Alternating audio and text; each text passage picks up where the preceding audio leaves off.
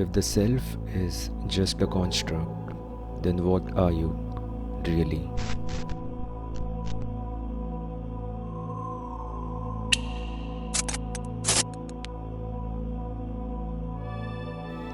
There is something terrifying about the ghost in the shell. It doesn't just ask what it means to be human, it asks whether being human is even real.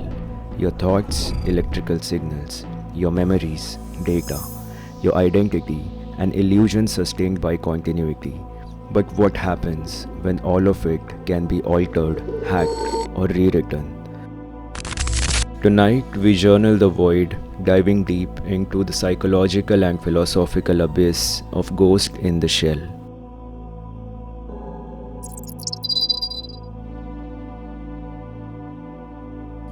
The ghost in Ghost in the Shell is supposed to represent the soul. But what if that too is just a function of information? French philosopher Jean-Paul Sartre argued in Being and Nothingness that identity is not fixed. It is something we construct moment by moment, shaped by our actions and choices. He wrote, "Man is nothing else but what he makes of himself." But Ghost in the Shell takes it further. What if even those choices are an illusion?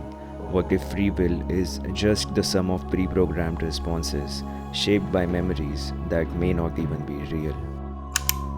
And if your past can be rewritten, does the self even exist?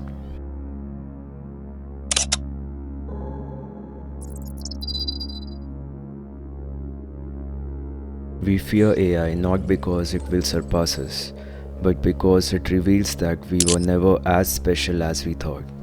Sigmund Freud spoke of the uncanny, the fear that something almost human, almost conscious, is watching us. Ghost in the Shell embodies that terror. The Puppet Master, an AI born from the sea of information, claims to be alive. It has thoughts, desires, self awareness. But if an AI can claim to be conscious, then what makes you so different? And here's the real horror. If an AI thinks it is alive, and we think we are alive, what proof do we have that we are anything more than programmed responses? As Rene Descartes said, "I think, therefore I am." But Ghost in the Shell asks, what if something else is thinking inside you?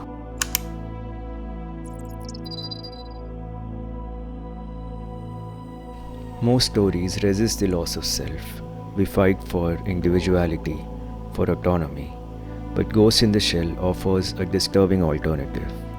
What if letting go is the next step?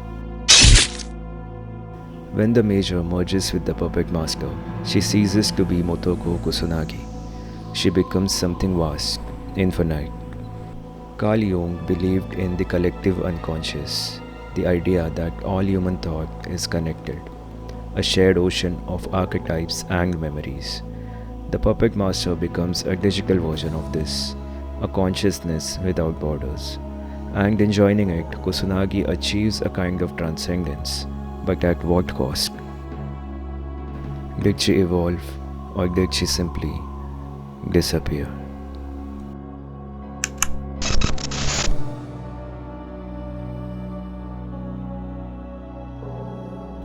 The net is vast and infinite. These are the last words spoken by Major Kusanagi after she merges with the Puppet Master. But is that vastness freedom or oblivion? She has shed her past self. Motoko Kusanagi is gone, and yet something remains. But what? A ghost?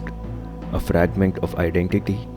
Or just a new program running inside a shell that once belonged to someone else? The human mind craves certainty. We tell ourselves we are unique, that our identity is real, that our choices are our own. But what if all of it, our thoughts, our memories, our sense of self, is just a fragile construct, a fleeting pattern in the ocean of information waiting to dissolve? As Friedrich Nietzsche warned, when you gaze long into the abyss also gazes into you. If we push too far into the question of identity, we risk unraveling it completely. So now I leave you with a final question. If your memories were rewritten, if your body was replaced, if your very thoughts were shaped by forces beyond your control, what would be left of you? Would you still exist, or were you never really here to begin with?